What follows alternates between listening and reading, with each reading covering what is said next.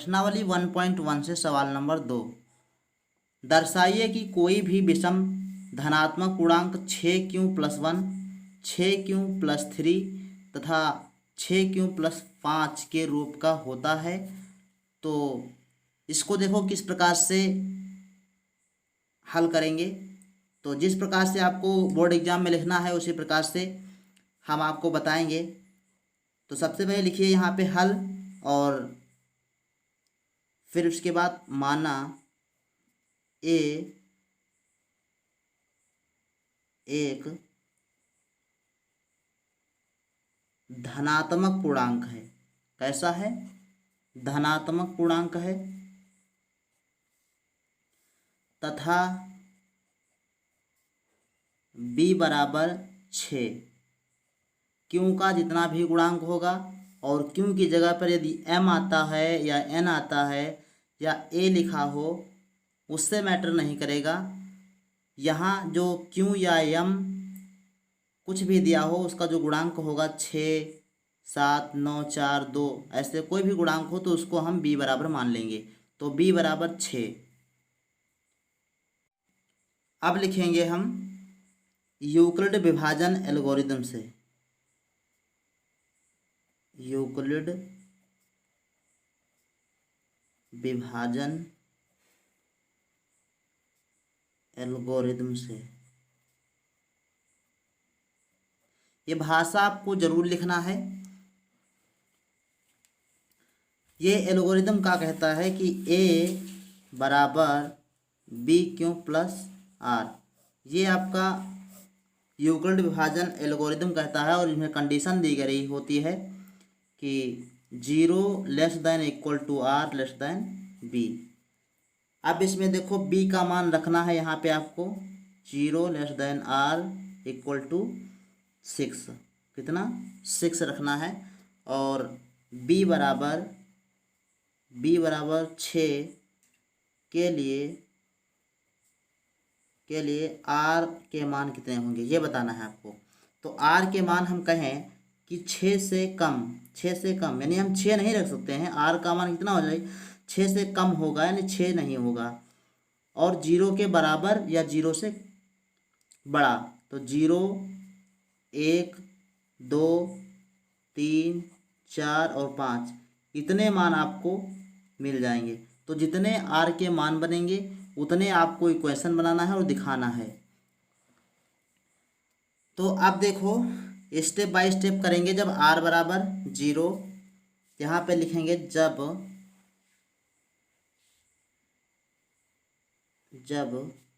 r बराबर 0। जब r बराबर 0 तब a का मान देखो कितना आएगा 6q + 0। और 6q + 0 को हम क्या लिखेंगे? 6q, बस यही तो लिख सकते हैं 6q। अब ये देखो 2 से विभाज्य है। यह संख्या क्या है? 2 से विभाज्य है। अतः हम इसे क्या कहेंगे? यह एक सम संख्या है। क्या है? सम संख्या। यहाँ पे लिख दें सम संख्या। ये है सम संख्या। इसके बाद देखो जब r बराबर 1, जब r बराबर 1 होगा तब a का मान देखो कितना आएगा। a बराबर हम लिख देंगे इसको 6q + 1। इसको हम लिख सकते हैं, ऐसे ही लिखेंगे क्योंकि इसमें कुछ कॉमन होने वाला नहीं है। तो संख्या या क्या है देखो 2 से संख्या नहीं कटेगी, इसलिए इसे हम क्या कह देंगे? यह विषम संख्या है। क्या है? विषम संख्या। ये विषम संख्या है। इसके बाद देखो अगला, जब r बराबर 2, जब r बराबर 2 रखेंगे तब a का मान आपका आएगा a बराबर 6q + 1। इसमें देखो 6q + 1 नहीं 2 r बराबर 2 के लिए तो r का मान हम 2 रखेंगे यहाँ। तो r बराबर 2 रखने पर संख्या देखो इसमें 6 है, इसमें 2 है, 2 कॉमन मिल जाएगा। तो ये आपका हो जाएगा a बराबर, इसमें देखो 6 में 2 कॉमन लोगे तो कितना बचेगा? 3q + 1। ब्रैकेट के अंदर कितना बचेगा, 3 q+1 इतना बचेगा। अब इतना बचेगा तो इसको देखो 2 से विभाज्य हो जाएगी संख्या, नहीं कैसे हो जाएगी। जब 2 कॉमन में लिखा है, 2 गुणे में है, तो संख्या जायज़ सी बात है कि 2 से विभाज्य हो जाएगी। तो इसको हम लिख देंगे सम। क्या है ये, सम संख्या है। या क्या है, सम संख्या है। इसके बाद जब r बराबर 3, जब r बराबर 3 रखोगे तो r बराबर 3 के लिए a का मान क्या निकलेगा, 6q+3, 6q+3। इसमें देखो कामन इसमें 3 तो हो सकता है, लेकिन 3 कामन लेने पर संख्या 3 से कटेगी, लेकिन 1 से नहीं कटेगी, 2 से नहीं कटेगी। तो 2 से जब संख्या नहीं कटेगी तो जायज़ सी बात है संख्या विषम रहेगी, सम नहीं हो पाएगी। तो इसमें हम क्या लिखेंगे, ऐसे ही लिख दो 6q+3, ये भी एक क्या है, विषम संख्या ही है। तो हम इसको क्या कर देंगे, लिख देंगे विषम संख्या है। क्या है, विषम संख्या। इसी प्रकार से जब r बराबर 4, तब देखो a का मान क्या होगा, यहाँ से देखो a का मान तो यहाँ हो जाएगा 6q+4। अब इसमें देखो कुछ कॉमन मिलेगा, 2 कॉमन मिल जाएगा कहेंगे, तो इसमें 3 दूनी 6q+2। इसमें देखो ये संख्या क्या हो जाएगी आपकी,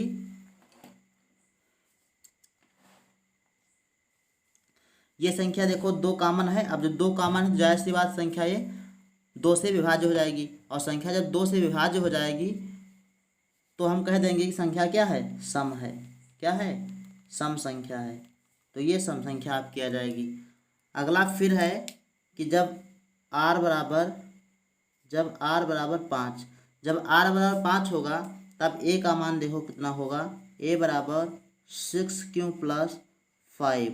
इसमें भी कुछ कॉमन 2 नहीं मिलने वाला है, तो इसको ज्यों का त्यों लिख देंगे और कह देंगे कि संख्या क्या है, विषम है, q+5। ये देखो ये संख्या क्या निकली, संख्या विषम। क्या है, विषम है, यह संख्या विषम है। तो इस प्रकार से हम दिखा देंगे, और उसके बाद सिद्ध क्या करना था, सिद्ध करना था कि कोई धनात्मक पूर्णांक 6q+1, 6q+3 और 6q+5 के रूप का होता है। तो देखो जब हम 1 रखे हैं मान, जब r बराबर 1 का मान रखे हैं तो 6q+1 आया, और ये क्या है, विषम संख्या है, तो एक समीकरण फर्स्ट बना दो।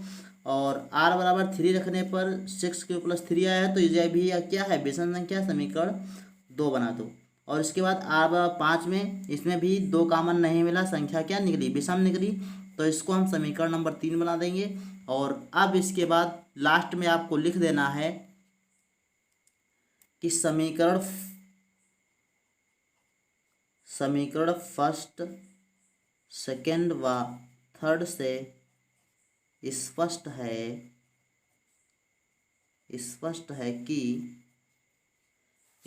है कि कोई विषम धन पूर्णांक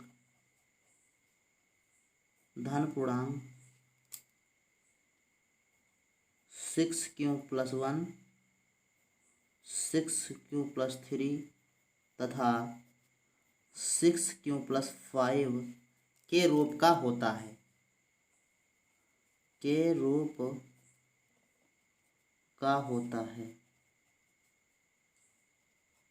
ओके।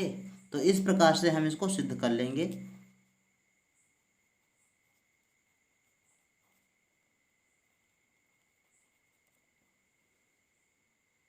अब देखते हैं प्रश्न संख्या 3।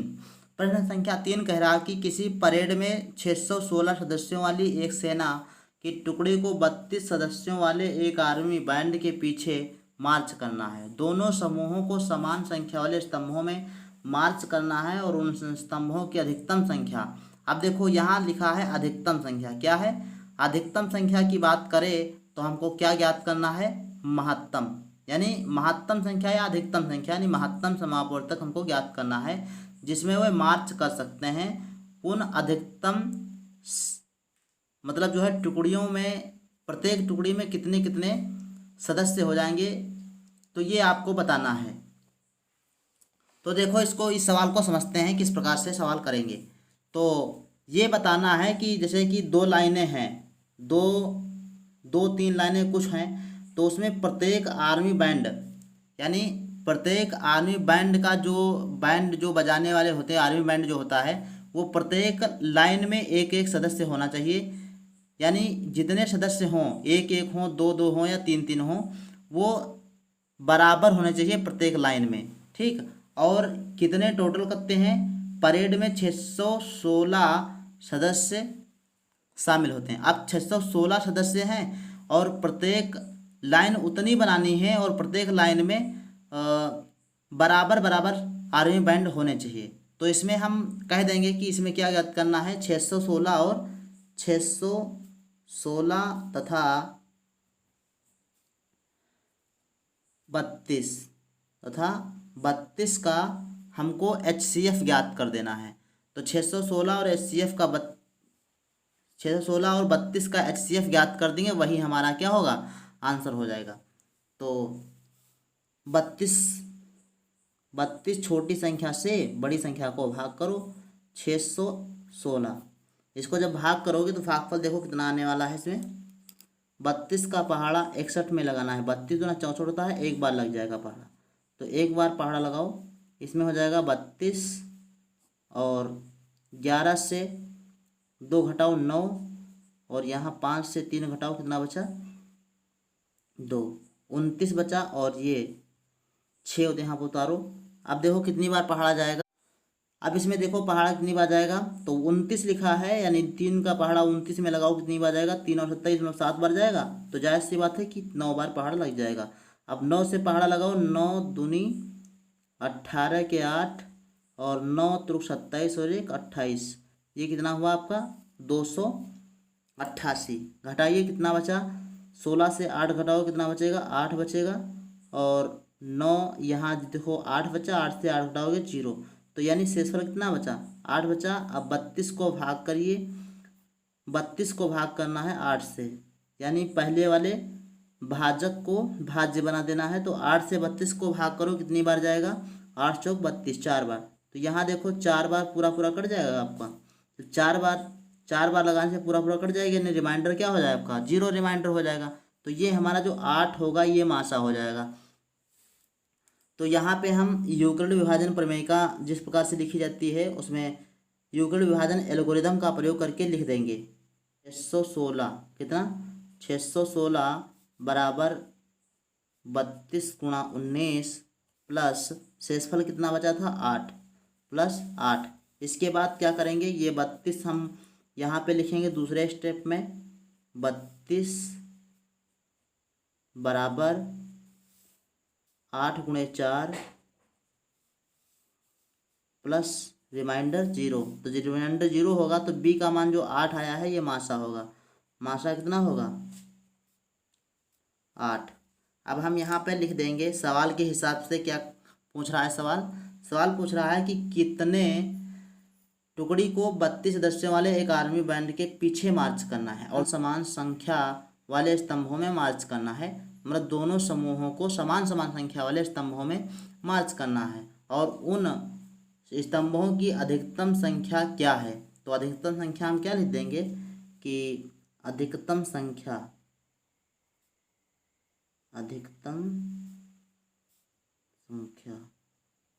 तो वो अधिकतम संख्या क्या हो जाएगी आपकी 8। यानी जितनी भी लाइनें हों तो 8 लाइनें बनेंगी और 8 लाइन में 8 चौक 32, मतलब 4 आपके आर्मी बैंड हो जाएंगे, 4 आर्मी बैंड हो जाएंगे और उसके पीछे पूरी लाइनें मतलब जो है बना के चलने लगे। चलिए देखते हैं सवाल नंबर 4। सवाल नंबर 4 कह रहा है कि यूक्लिड विभाजन प्रमेय से दर्शाइए कि किसी धनात्मक पूर्णांक का वर्ग किसी पूर्णांक m के लिए 3m तथा 3m+1 के रूप का होता है। तो अभी तक तो 2-3 सवाल जो हमने लगाए हैं तो उसमें केवल यही कह रहा था कि जो धनात्मक पूर्णांक है वो इस रूप का होता है, लेकिन अब धनात्मक पूर्णांक का वर्ग की बात कर रहा है। तो कुछ खास कठिन नहीं है। चलिए देखते हैं सवाल किस प्रकार से, सवाल को लगाना उसी प्रकार है, बस पूर्णांक का वर्ग कर देना इसमें। तो सबसे पहले क्या लिखेंगे, हल, माना ए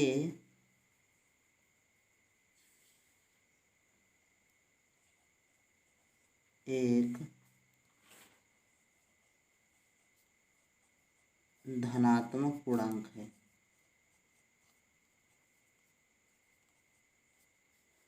तथा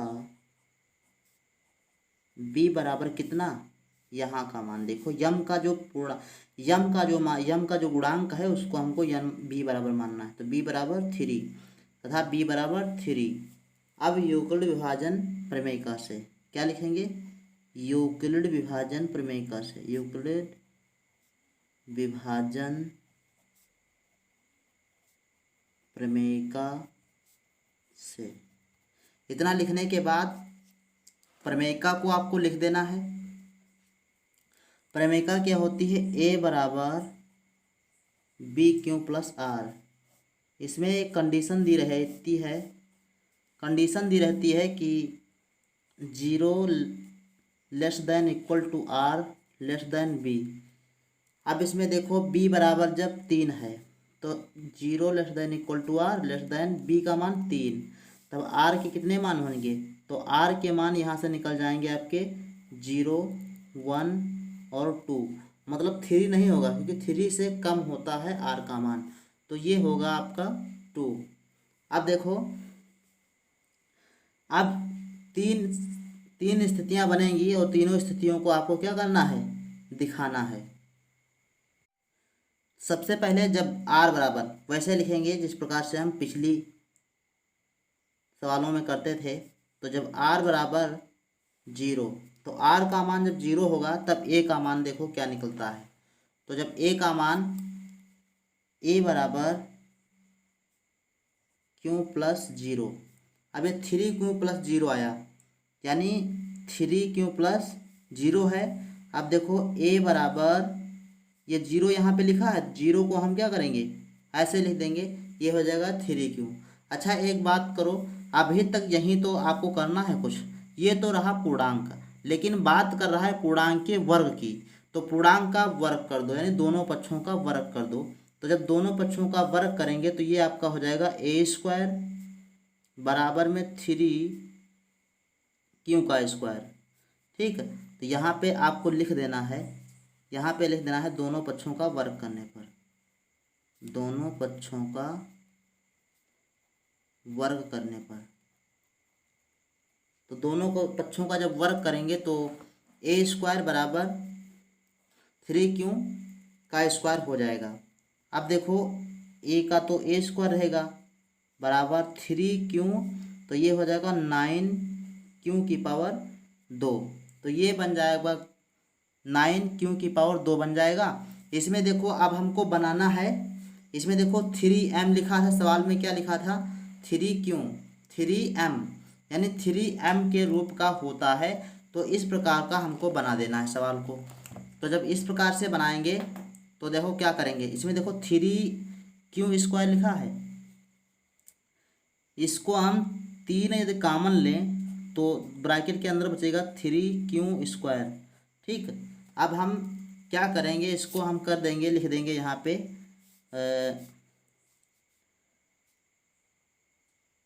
जहाँ m बराबर 3q²,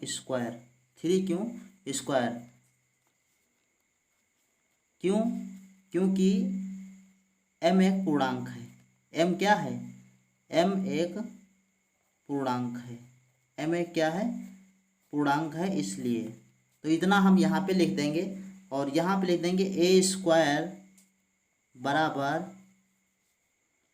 3। अब 3q² की जगह पे हमको m लिख देना है, क्या लिखना है, m, तो m लिख देंगे, तो ये किस रूप का हो जाएगा, a² मतलब पूर्णांक का जो वर्ग होगा वो 3m के रूप का हो जाएगा। तो ये पहले वाली तो कंडीशन सॉल्व हो गई। अगली देखते हैं कि फिर अब क्या लिखेंगे, जब r बराबर 1, तो जब r बराबर 1 हम लिखेंगे तब a का मान निकालेंगे। तो ए बराबर आपका हो जाएगा ए बराबर 3q+1। आप दोनों पक्षों का वर्ग कर देंगे तो ये हो जाएगा a² बराबर 3q+1। इसका जब स्क्वायर करेंगे तब तो ये बन जाएगी 3q+1, यानी ये हमारा सूत्र बन जाएगा a+b का होल ऑफ स्क्वायर।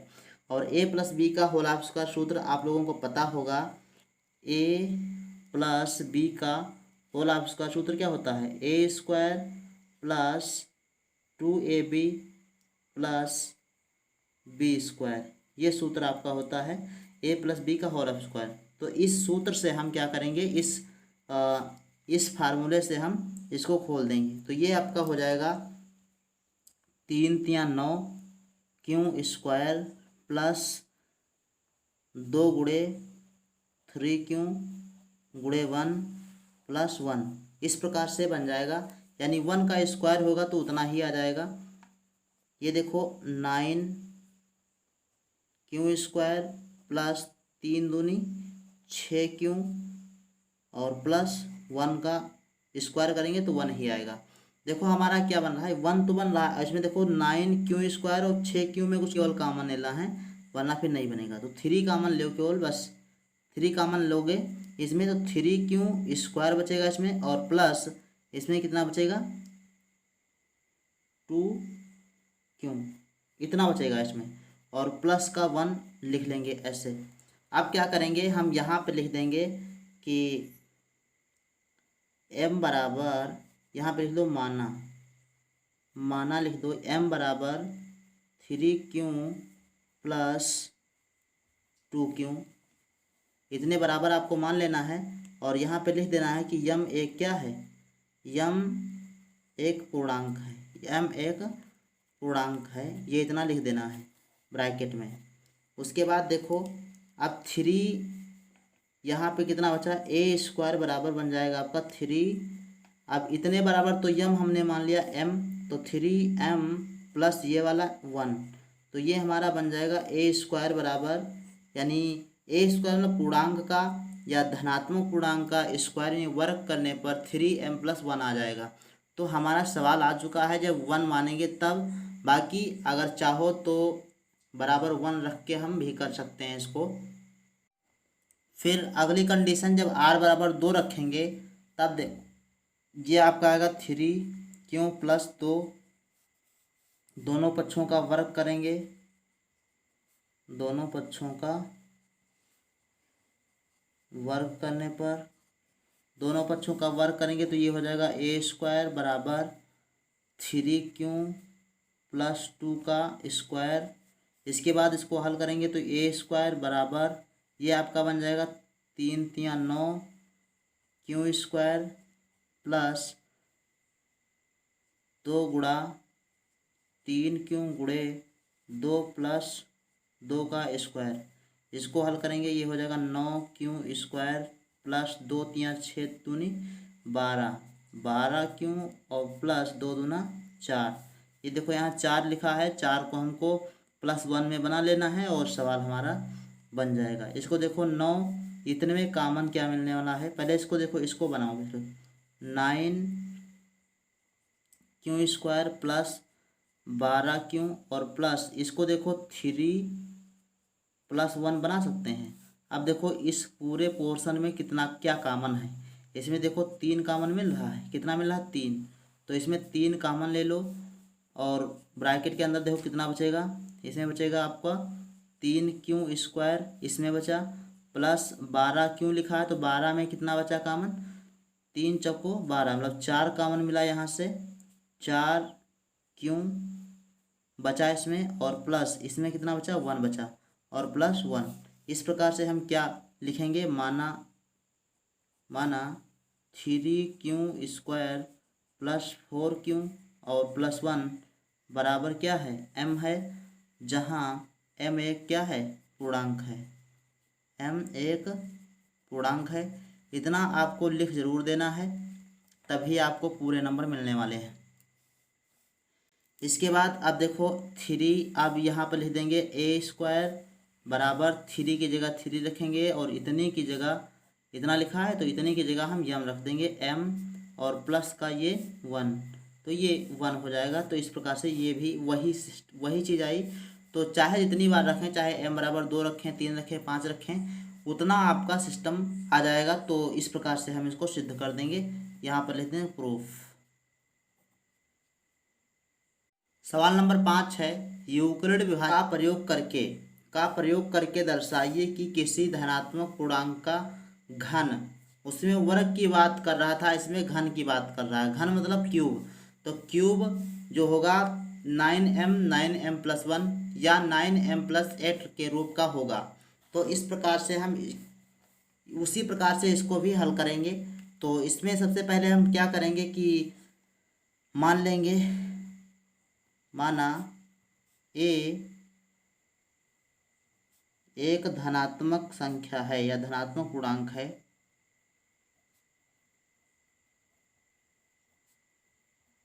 ए एक धनात्मक पूर्णांक है। इसमें देखो बी का मान जो होगा, बी का मान इसमें आपको 3 मानना है। क्या मानना है? 3, क्योंकि हमारा 3 से काम चल जाएगा। तो ए का मान, बी का मान जो होगा हम 3 मान लेंगे। अब बी के मान 3 के लिए अब यहाँ पर लिख लेंगे तथा बी बराबर 3। तब यूक्लिड विभाजन प्रमेय से, यूक्लिड विभाजन प्रमेय से, अब यूक्लिड विभाजन प्रमेय क्या कहती है?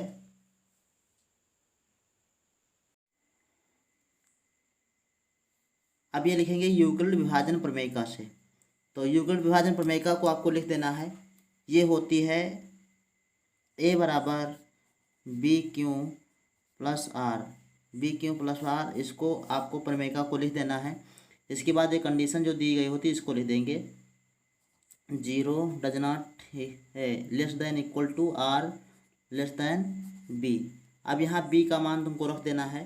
तो जब बी का मान रखेंगे तो a 0 less than equal to r less than 3, b का मान 3। तो 3 के लिए अब आर का मान निकालो। तो आर का मान कितना लिखेंगे? आर का मान निकलेगा 0, 1 और 2। 3 नहीं होगा क्योंकि 3 से छोटा होना चाहिए आर का मान। तो ये हमारे 3 कंडीशंस बनेगी और तीनों कंडीशंस पर हम देख लेंगे। तो सबसे पहले जब आर बराबर 0, तो जब आर बराबर 0 हो तब ए का मान निकालना है। तो ए बराबर क्या हो जाएगा? 3 प्लस आर का मान 0। अब ए बराबर कितना हो जाएगा? 3 आर बराबर 3।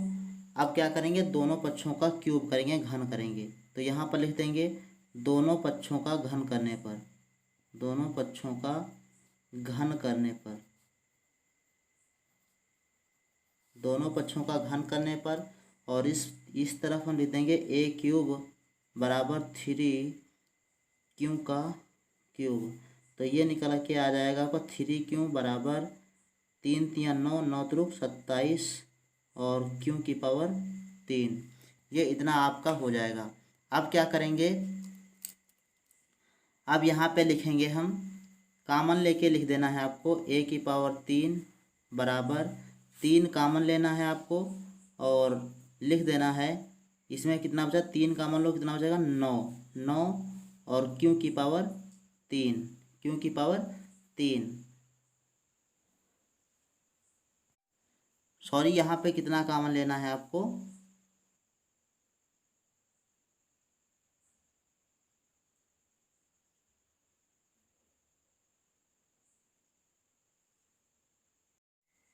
सवाल नंबर 5 दिया गया है कि युगल विभाजन प्रमेयिका से दर्शाइए कि किसी धनात्मक पूर्णांक का घन 9m प्लस 1 तथा 9m प्लस 8 के रूप का होता है।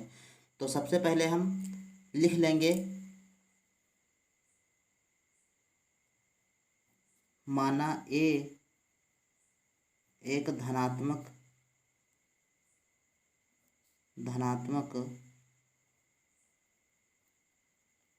पूर्णांक है तथा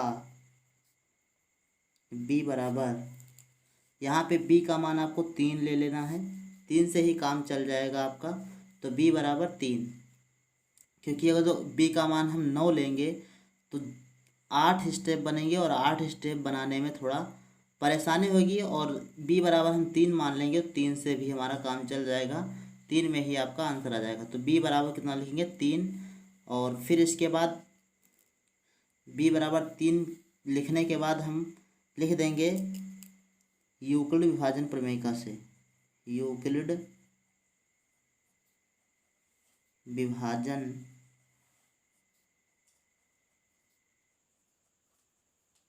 प्रमेयिका से। तो यूक्लिड विभाजन प्रमेयिका क्या कहती है कि a बराबर बी क्यू प्लस आर। इसमें कंडीशन जो दी है वो कंडीशन आपकी है 0 less than equal to r less than b. अब इसमें b का मान डालना है 0 less than r equal to less than 3। अब 3 आर, अब b बराबर जब 3 आया तब r के मान कितने होंगे, तो r के मान आपको निकाल लेने हैं यहाँ से 0 1 और 2। अब 0 1 और 2 r के मान निकलते हैं यहाँ से, 3 मान निकलेंगे, 3 स्टेप में हमको आंसर लाना है। तो सबसे पहले जब r बराबर 0, तो जब r बराबर 0 हो तब क्या आएगा, देखो देखते हैं। जब r बराबर 0, तो जब r बराबर 0 होगा तो a बराबर 3q प्लस 0। अब देखो यहाँ आपका 0 छोड़ देंगे, 0 जोड़ेंगे किसी पूर्णांक में तो उतना ही आएगा, तो a बराबर 3q आ जाएगा। अब यहाँ ये तो पूर्णांक है, हमने पूर्णांक बना है, अब पूर्णांक का वर्ग किसी धन पूर्णांक का घन की बात कर रहा है तो घन कर देना। यहाँ पे क्या करना है, दोनों पक्षों का घन करने पर यहाँ लिखेंगे दोनों पक्षों का घन करने पर, दोनों पक्षों का घन करेंगे तो ये हो जाएगा a क्यूब बराबर 3q की पावर 3। यहाँ पे हो जाएगा a क्यूब बराबर 3 3 9 9 त्रुक 27 q की पावर 3। यहाँ पे आपको लिख देना है a की पावर 3 और इसमें से 9 कॉमन ले लीजिए, 9 कॉमन लेंगे तो बचेगा 3 9 27 मतलब 3 और q की पावर 3।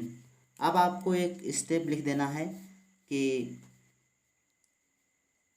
माना 3q की पावर 3 बराबर m, इतना आपको लिख देना है। और इसके बाद लिख देना है m एक पूर्णांक है, m एक पूर्णांक है, क्या है, पूर्णांक है, m एक क्या है, पूर्णांक है। और इसके बाद लिख देना है a स्क्वायर बराबर 9 और 3q की पावर 3 की जगह पर क्या लिख देंगे m, ये जो हमने माना है इसकी। तो ये आपको पहली चीज़ आपको मिल जाती है यहाँ से। अब देखो फिर क्या करेंगे, जब r बराबर 1, तो जब r बराबर 1 होगा तब देखो किस प्रकार से करेंगे, a बराबर 3q प्लस 1, r बराबर 3q प्लस 1। अब इसको दोनों पक्षों का घन कर दो, दोनों पक्षों का घन करने पर, तो दोनों पक्षों का जब घन करोगे तब यहाँ पे आ जाएगा a की पावर 3 प्लस बराबर a की पावर 3 बराबर 3q प्लस 1 की पावर 3। अब ये आपका सूत्र बन जाएगा 3q प्लस 1 की पावर 3 लिखा है तो ये बन जाएगा a प्लस b की पावर 3 का होल ऑफ क्यूब, ये आपका सूत्र बन जाएगा। उससे आपको इसको खोलना है और उसके बाद a का जो मान आएगा उसी रूप में हमको बना देना है। तो ये वाला आपका जो सूत्र होता है ये होता है a की पावर 3, इसको ऐसे लिखा रहने दो, और 3q की पावर 3, यानी इसका जो सूत्र होता है a क्यूब मतलब पहले पद का क्यूब करना है, और प्लस b क्यूब मतलब दूसरे पद का क्यूब करना है, और प्लस 3a स्क्वायर b मतलब a स्क्वायर b करेंगे तो 3a का 3q, यहाँ पे क्यों है आपके में, तो 3q का स्क्वायर और गुणा में 1 और प्लस 3ab² होता है, तो 3 गुणा a कितना है 3 क्यों है और b कितना है 1 और इसका स्क्वायर कर देंगे। ठीक है, तो ये होता है a² a³ plus b³ plus 3a² b और प्लस 3 ये आपका सूत्र होता है। तो उसी सूत्र से आपको इसको खोल देना है। अब इसके बाद देखो क्या आएगा, a³ बराबर, ये हमारा जो a³ है पूर्णांक है, इसका हमने घन किया था, ये आपको बराबर के इधर लिखते जाना है। ये आपका हो जाएगा 3 3 9 27 27 3 और ये हो जाएगा +1 और प्लस 3।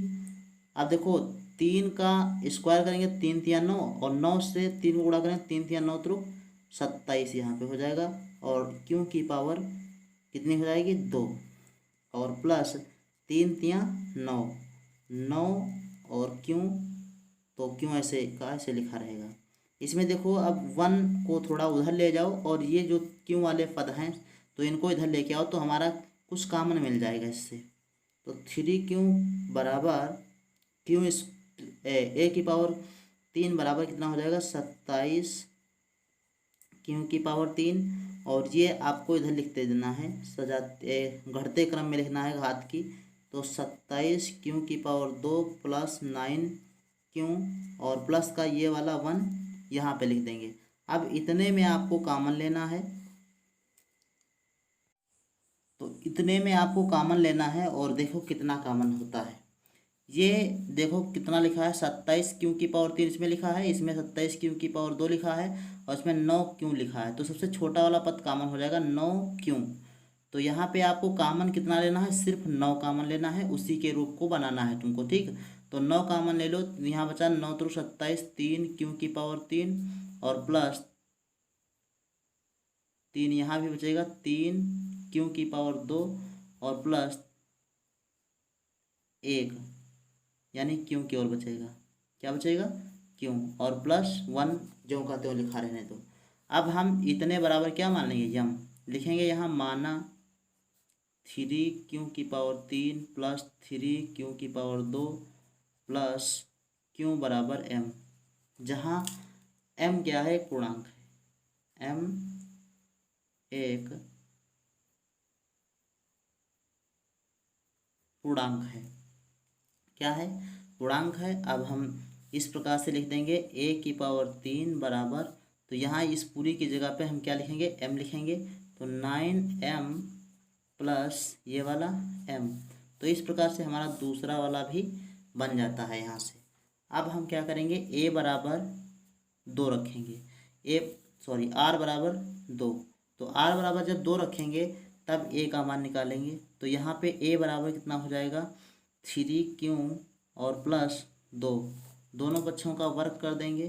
तो दोनों पक्षों का वर्ग करने पर, दोनों पक्षों का वर्ग करने पर, ये हर बार आपको लिखते जाना है। दोनों पक्षों का जब वर्ग करेंगे तो a की पावर, वर्ग नहीं घन करना है, वो घन करना है, घन सॉरी, यहाँ पे क्या करेंगे घन करेंगे।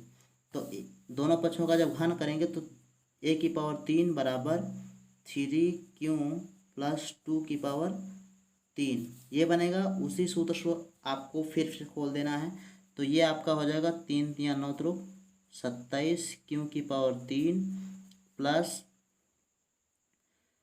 अब यहाँ क्या लिखा है b की पावर 3, तो b का पावर 3 करेंगे तो 2 की पावर 3 बन जाएगा और प्लस a 3 गुणा a² मतलब 3 क्यों का स्क्वायर और गुणा b मतलब 2 और प्लस 3a मतलब 3 क्यों और b मतलब b² मतलब 2 का स्क्वायर आपको कर देना है यहाँ पे। अब देखो यहाँ पे आ जाएगा आपका 27 क्यों की पावर 3 प्लस, अब देखो 2 दूनी 4 दूनी 8 हो जाएगा। हाँ, तो 8 को हम बाद में लिखेंगे, यहाँ इससे गुणा करो 2 3 3 9 और 9 27, तो ये आपका बन जाएगा 27 क्यों की पावर 2 और प्लस में ये कितना बन जाएगा सॉरी यहाँ गुणा करेंगे 3 3 9 और 9 त्रुक 27, ये बन जाएगा 27 और 27 दूना जो बनेगा 54 बन जाएगा। 27 दूना 54, तो यहाँ आपका बन जाएगा 27 दूना 54। 27 दूना 54 लिखेंगे, क्योंकि पावर 2 लिखेंगे। और इसके बाद अगले वाले स्टेप में देखो क्या बचेगा, 3 3 9 और ये 2 दूनी 4 बनेगा और 9 चौक 36, तो यहाँ बन जाएगा 36। तो ये 36 बन जाएगा और 36 और प्लस क्यों, ये वाला क्यों, और प्लस में हम क्या लिख देंगे, इसकी पावर कर देंगे 2 दूना 4 दूनी 8, तो ये लास्ट में 8 लिख देंगे। अब इसमें से 9 कॉमन ले लो इतने में से, तो जब 9 कॉमन लेंगे तो बचेगा 9, तो इसमें बचेगा 3 क्यों की पावर 3 और ये बचेगा प्लस 9 छाक 54 यानी 6 क्यों की पावर 2 और प्लस इसमें 4 बचेगा क्यों, 4 में 36, 4 क्यों बचेगा और प्लस का 8, ऐसे लिख देंगे। अब इतने बराबर क्या मान लेंगे, यम, माना 3 क्यों की पावर 3 प्लस 6 क्यों की पावर 2 प्लस 4 क्यों बराबर m, जहाँ m एक क्या है, पूर्णांक है, जहाँ m एक पूर्णांक है, पूर्णांक है तो m एक पूर्णांक है, इस प्रकार से लिख देंगे। इसके बाद हम लिख देंगे यहाँ पर a की पावर 3 बराबर 9। अब इस पूरे की जगह पे हम m लिख देंगे, तो यहाँ हो जाएगा m और प्लस का कितना 8। तो इस प्रकार से हमें 3 कंडीशंस मिल गई और तीनों कंडीशंस हमारी जो सवाल में दी गई थी वही थी। तो हम